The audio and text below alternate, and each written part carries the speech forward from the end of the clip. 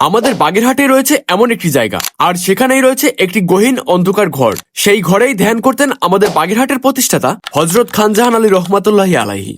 আজকে সকালবেলা বাগেরহাট মণিগঞ্জ ব্রিজ থেকে আমি আর রাকিব রওনা দিয়ে চলে যাই নোনাডাঙ্গা সাইক্লোন সেন্টারের সামনে। সেখান থেকে ডান দিকের রাস্তা ধরে কিছু দূর সামনে যেতেই দেখা হয়ে যায় নাজমুল ভাইয়ের সাথে। তারপর নাজমুল ভাইয়ের সাথে কুলিয়াদার জামে মসজিদের সামনে থেকে চলে যাই বাগেরহাট টু যাত্রাপুর যাওয়ার মেইন রোডে। আপনি ভিডিওটি কোথা থেকে দেখছেন এখনই কমেন্টে জানিয়ে দিন। সেখান থেকে ৬০ গম্বুজ রেল স্টেশনের আগে বাম পাশের একটি রাস্তা ধরে ঢুকে পড়ি। সেখান থেকে কিছু দূর সামনে গিয়ে ডান পাশে একটি ইটের রাস্তা ধরে চলতে থাকি। ইটের রাস্তা ধরে কয়েক মিনিট চলতেই আমরা পৌঁছে যাই আমাদের কাঙ্ক্ষিত জায়গাটিতে। গেট দিয়ে ভিতরে প্রবেশ করি, দেখতে পাই মিডিয়াম সাইজের একটি ঘর, যার ইটগুলো দেখলে অনুমান করা যায় এটি প্রায় ৭০০ বছরের পুরনো। আর এই ঘরটিতে প্রায় ৭০০ বছর আগে হযরত খানজাহান আলী রহমাতুল্লাহি আলাইহি ধ্যান করতেন। পরবর্তীতে এই গ্রামের নাম অনুসারে এই জায়গাটির নাম রাখা হয় সাবেকডাঙ্গা মনুমেন্ট। আমরা ঘরের ভেতর প্রবেশ করি। ভেতরে ছিল ভীষণ অন্ধকার এবং একটি মাত্র প্রবেশ পথ ছাড়া কোনো দরজা জানালা ছিল না। আমরা আমাদের ফোনের লাইট অন করি এবং দেখতে পাই এর ভিতর বিভিন্ন ধরনের টেরাকোটা টাইপের নকশা করা এবং দেয়ালের গায়ে রয়েছে একটি তাক। ধারণা করা হয় এখানে বই পুস্তক রাখা হতো।